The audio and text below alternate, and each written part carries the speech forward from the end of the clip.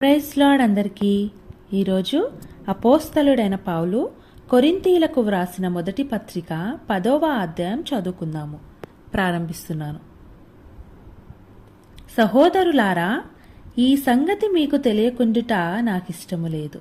అదేదనగా, మన పితరులందరూ మేఘము క్రింద నుండిరి, వారందరూ సముద్రములో నడచిపోయిరి. అందరూ మోషేను బట్టి మేఘములోను సముద్రములోను బాప్తిస్మము పొందిరి. అందరూ ఆత్మ సంబంధమైన ఒకే ఆహారమును భుజించిరి. అందరూ ఆత్మ సంబంధమైన ఒకే పానీయమును పానము చేసిరి. ఏలయనగా తమ్మును వెంబడించిన ఆత్మ సంబంధమైన బండలోనిది త్రాగిరి. ఆ బండ క్రీస్తే. అయితే వారిలో ఎక్కువ మంది దేవునికిష్టులుగా ఉండకపోయిరి గనుక అరణ్యములో సంహరింపబడిరి. వారు ఆశించిన ప్రకారము మనము చెడ్డవాటిని ఆశించకుండునట్లు ఈ సంగతులు మనకు దృష్టాంతములుగా ఉన్నవి. జనులు తినుటకును త్రాగుటకును కూర్చుండి ఆడుటకు లేచిరి అని వ్రాయబడినట్లు వారిలో కొందరి వలె మీరు విగ్రహారాధకులై ఉండకుడి. మరియు వారి వలె మనము వ్యభిచరింపక యుందుము. వారిలో కొందరు వ్యభిచరించినందున ఒక్క దినమునే 23,000 మంది కూలిరి. మనము ప్రభువును శోధింపక యుందుము. వారిలో కొందరు శోధించి సర్పముల వలన నశించిరి. మీరు సనుగు కొనుకుడి. వారిలో కొందరు సనిగి సంహారకుని చేత నశించిరి. ఈ సంగతులు దృష్టాంతములుగా వారికి సంభవించి యుగాంతమందున్న మనకు బుద్ధి కలుగుటకే వ్రాయబడెను. తాను నిలుచున్నానని తలంచుకొనువాడు పడకుండునట్లు జాగ్రత్తగా చూసుకొనవలెను. సాధారణముగా మనుష్యులకు కలుగు శోధన తప్ప మరి ఏదియూ మీకు సంభవింపలేదు. దేవుడు నమ్మదగినవాడు. మీరు సహింపగలిగినంత కంటే ఎక్కువగా ఆయన మిమ్మును శోధింపనీయడు. అంతేకాదు, సహింపగలుగుటకు ఆయన శోధనతో కూడా తప్పించుకొను మార్గమును కలుగజేయును. కాబట్టి నా ప్రియులారా, విగ్రహారాధనకు దూరముగా పారిపోండి. బుద్ధిమంతులతో మాటలాడినట్లు మీతో మాటలాడుచున్నాను. నేను చెప్పు సంగతిని మీరే ఆలోచించుడి.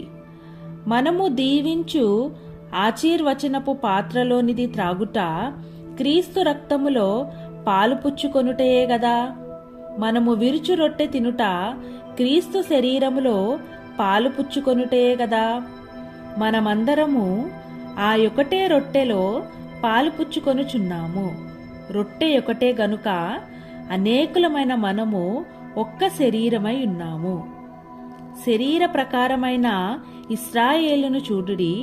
బలి అర్పించిన వాటిని తినువారు బలిపీఠముతో పాలి. ఇక నేను చెప్పునదేమి?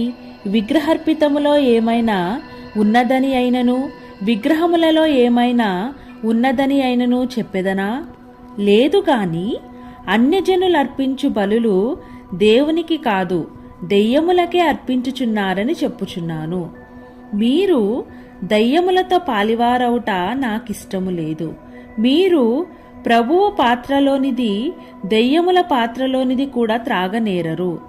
ప్రభువు బల్ల మీద ఉన్నదానిలోను దెయ్యముల బల్ల మీద ఉన్నదానిలోను కూడా పాలు పొందనేరరు. ప్రభువునకు రోషము పుట్టించెదమా? ఆయన కంటే మనము బలవంతులమా? అన్ని విషయములందు నాకు స్వాతంత్ర్యము కలదు, గాని అన్నీయూ చేయదగినవి కావు. అన్నిటి యందు నాకు స్వాతంత్రము కలదు, కాని అన్నీయు క్షేమాభివృద్ధి కలుగజేయవు. ఎవడును తన కొరకే కాదు, ఎదుటివాని కొరకు మేలు చేయ చూచుకొనవలెను. మనస్సాక్షి నిమిత్తము ఏ విచారణయూ చేయక కటికవాని అంగడిలో అమ్మునదేదో దానిని తినవచ్చును. భూమియు దాని పరిపూర్ణతయు ప్రభునివై ఉన్నవి. అవిశ్వాసులలో ఒకడు మిమ్మును విందునకు పిలిచినప్పుడు వెళ్ళుటకు మీకు మనసుండిన ఎడల మీకు వడ్డించినది ఏదో దానిని గూర్చి మనస్సాక్షి నిమిత్తము ఏ విచారణయూ చేయక తినుడి. అయితే ఎవడైనను మీతో ఇది బలి అర్పింపబడినదని చెప్పిన ఎడల అట్లు తెలిపిన వాని నిమిత్తమును మనస్సాక్షి నిమిత్తమును తినకుడి. మనస్సాక్షి నిమిత్తమనగా మీ సొంత మనస్సాక్షి నిమిత్తము కాదు, ఎదుటివాని మనస్సాక్షి నిమిత్తమే ఈలాగు చెప్పుచున్నాను. ఎందుకనగా వేరొకని మనస్సాక్షిని బట్టి నా స్వాతంత్ర విషయములో తీర్పు తీర్చబడనేలా? నేను కృతజ్ఞతతో పుచ్చుకొనిన ఎడల నేను దేని నిమిత్తము కృతజ్ఞతాస్తుతులు చెల్లించుచున్నానో దానిని నిమిత్తము నేను దూషింపబడనేలా? కాబట్టి మీరు భోజనము చేసినను పానము చేసినను మీరేమి చేసినను సమస్తమును దేవుని మహిమ కొరకు చేయుడి. యూదులకైనను గ్రీసు దేశస్థులకైనను దేవుని సంగమునకైనను అభ్యంతరము కలగజేయకుడి. ఈలాగు నేను కూడా స్వప్రయోజనము కొరక అనేకులు రక్షింపబడవలెనని వారి ప్రయోజనమును కోరుచు అన్ని విషయములలో అందరినీ సంతోషపెట్టుచున్నాను. ఆమేన్.